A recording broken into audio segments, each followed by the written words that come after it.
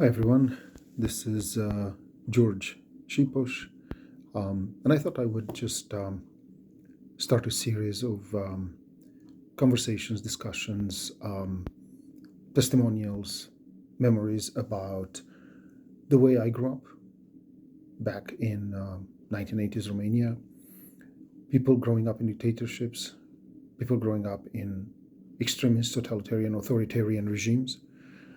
I think that's an important part of the stories that we tend to forget, we tend to leave behind. We're not sure exactly where to put those memories for many of us who have lived through that in our childhood or any other time. It's something that becomes complicated to talk about.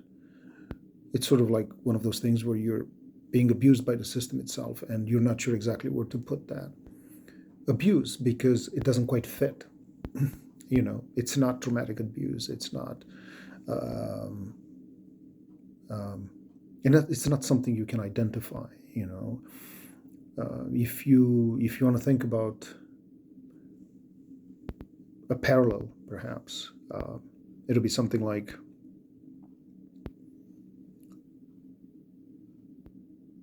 being the victim of an abusive, narcissistic parent, only that parent is the state or the system or the society. And because there is a lot of attraction for this type of systems recently, I just think that we have the responsibility to tell the stories. And whether this is going to go anywhere and people are going to want to listen to this or not, I have no idea. But I want to open this, and I want to open this series of conversations and discussions. And one of the things that I really want to do today is to read something from one of these testimonials or memories. I'm translating right now from Romanian, a relatively thick book of such testimonials and memories. They're daily events, banal. Some of them are like a few lines long, and others are like 2 pages long, 3 pages long, not very long. They're not supposed to be literary. They're not supposed to be anything. They're just supposed to be raw impressions, memories of that time from people, my co-nationals, who lived through the period between 1948, 1945, 1946, and 1989. Just to sort of make a record of those times. So this one that, as I'm translating through this book, these are all included in a book that's called Și eu am trăit în Communism, I Too Lived Under Communism, edited by my dear teacher and mentor from the University of Bucharest, Ioana Pârvulescu. So this is one, signed anonymously by somebody with the initials RP. I don't know who they are. But I find it very poignant, find it very interesting. I posted it on Facebook, the text, and people were really responsive to it. So I thought I would just read it to you. So this is Muzica Store. Muzica was a prominent music store of the time in Romania. So Muzica Store. And this is what this person says, I quote. It wasn't unusual for the Muzica Store on Victoriei Avenue to be very quiet. Alongside records with officially approved music, one could find collections of famous waltzes and tangos, chansons, Romanian pop and traditional music, classical and very rarely folk music. Romanian pop rock was all but inexistent. I was 16 in the fall of 1976. Again, this is not me, it's the person who's writing. I was 16 in the fall of 1976, and I used to go to Muzica about once a week without finding much. The best purchase I made there once was a record of Mircea Baniciu's folk songs, a Romanian singer, in a yellow cover. And then one September day, Mariana Voina, my father's insider in the store, who helped him acquire classical music records, called us with a sense of urgency in her voice. We just got new merchandise. They say it's from Dumdo, a production house that was very active back in those days. Send the boy right away, she said. I can't save him anything because there's already a huge crowd here. I rushed to Muzica and managed to get inside a store that was already packed with people. The clerks were unwrapping records that were really difficult to identify from behind the counter. In an effort to see better what had been delivered, customers were pushing against the counters as if ready to jump over. Worried for their safety, the store manager called the police, just in case they were needed. By the time the police cars got there, one of the store windows had shuttered under the pressure of the people who could no longer get inside and were being pushed against them. Soon after, another big window shattered. Then all the others.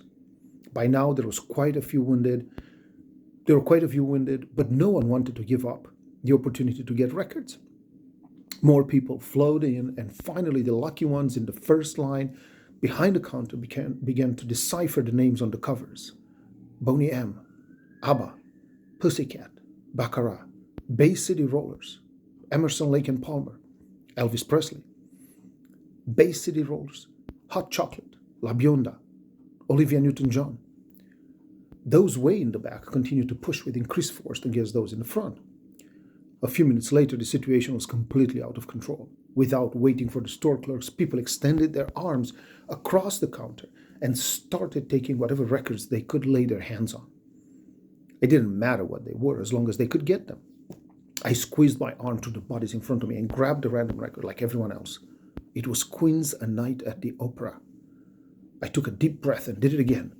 Led Zeppelin, Houses of the Holy. I didn't get to do it a third time as I was forcefully pushed to the side by two massive frowning guys, each double my size. I went to the cashier to pay for my records and waited for over an hour. While the records were being literally snatched from behind the counter, from the shelves or from the floor, no one left without paying. 3 days later, I went back to Muzica to buy a tango music record for my mother. The store looked just like it always did. It was quiet. I asked for the record with the famous tango songs, and then I overheard a gentleman who must have been well over 60, trying to return a record that he didn't like at all. "My dear," he was telling the young woman at the cashier, "I don't need a refund, but at least allow me to exchange it. I can't listen to something like this." I took a look at the record he was holding, Pink Floyd's The Dark Side of the Moon. It seemed like the older gentleman had grabbed it in the confusion from a few days before. Luckily, I had enough money with me to buy both the tango record and the Pink Floyd album, RP. So this is from Ioana Pârvulescu edited I Too Lived Under Communism, which was originally published in 2015 by Humanitas publishers, Editura Humanitas, in Bucharest, and that I'm translating right now and hope to publish at Igrata Press sometime later this year.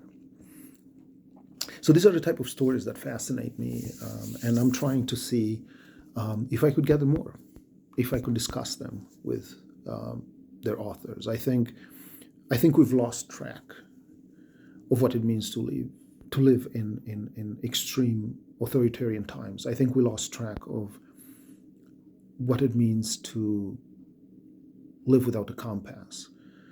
And we're increasingly attracted by violent societies, by radical societies, by radical systems. We're attracted by extreme movements. We're attracted by things that we haven't experienced, really. Violence, oppression, prison, systemic prison, and so on. And for those of us who have lived through that, and, I was a child in 1980s Romania, but it doesn't mean that I wasn't aware of what was happening around me. Not to talk about the fact that my daily existence was constantly impacted by the choices that the political regime around me was making. So I'll stop here for now.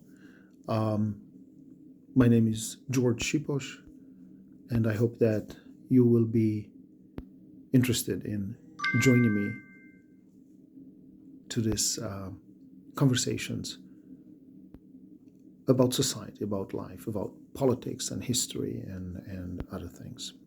Thank you.